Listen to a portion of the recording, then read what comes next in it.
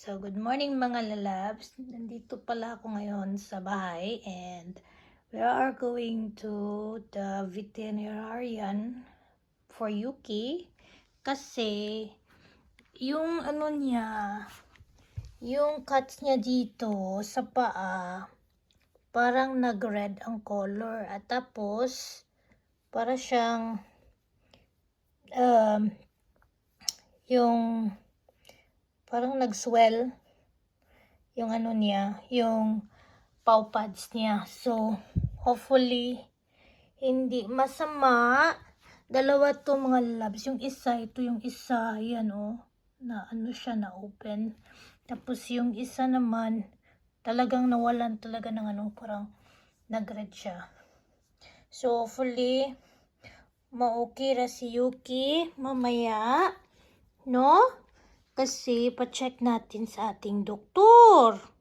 Kasi nayayay. No? Kaya, ayaw niyang lalabsan. Ayaw niyang bumangon. Babangon lang siya pag nauuhaw.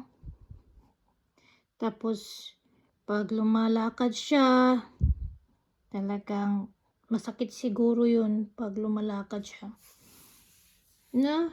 Tapos, yun. Kaya, pupunta kami mamaya sa doktor. Bihis muna si mama. Tapos, lagyan natin ng si Yuki para makapunta tayo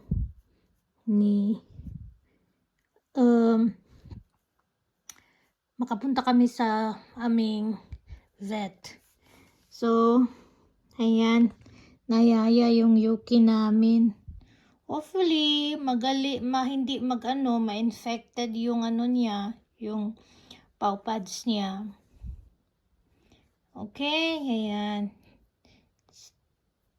Check kita mamaya.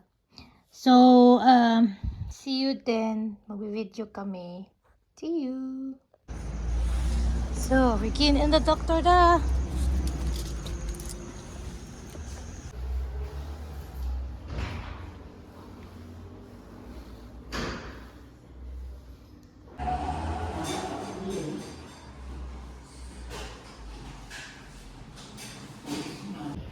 Ayan, may na kami, medicine para ni Yuki.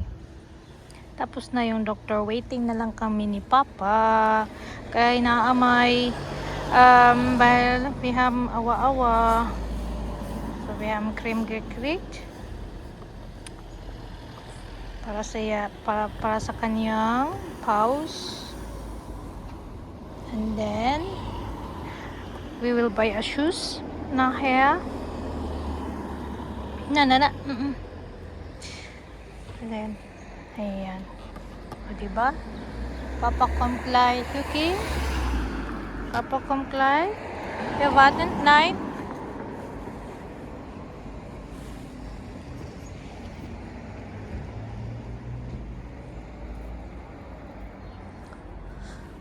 So ist das, ne?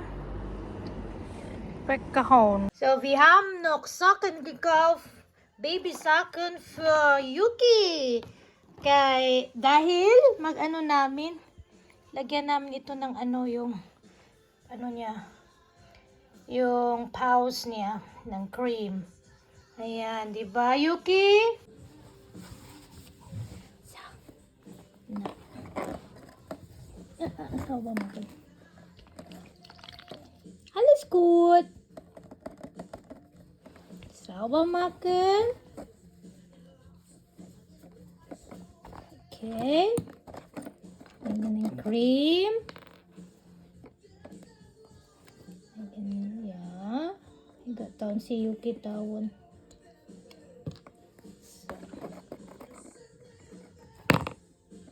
Lagyan ng cream. So, tapos na. Ayan, may socken na si Yuki. Ayan. O, diba? Let me see your socken lang ka. Ayan. Ayan. Dinagyan ko siya ng baby socks para yung cream hindi Dinagyan ko lang siya to cover up the cream ba. Na? Ayan. hopefully, ma-okay na siya. Kasi, in Wednesday, ano rin kami, may another check-up kung okay na ba yung kanyang pause. Ayan. Na? Tapos mamaya, bibili kami ng shoes. Dog shoes. Kasi kasi para makalakad siya sa labas. Kaya ganun. So, hindi siya pwedeng maglakad-lakad kasi napakainit ng panahon. Ayan. Kaya, bibili kami ng dog shoes mamaya. So, ngayon, nasa bahay lang kami, socks muna. 3 pairs namang binili ko na socks para kay Yuki. Ayan, para magkaroon ng okay na yung pause ni Yuki. Bibili pa kami ng shoes. Ayan, para makalakad siya sa labas o sa garden. Diba? Ayan, si Yuki. Dito sa bahay, socks lang naman. Sa labas, shoes na naman. O, diba? Na Yuki? Kawawa yung baby namin, yung girl namin dito sa bahay. Ayan. Okay na siya.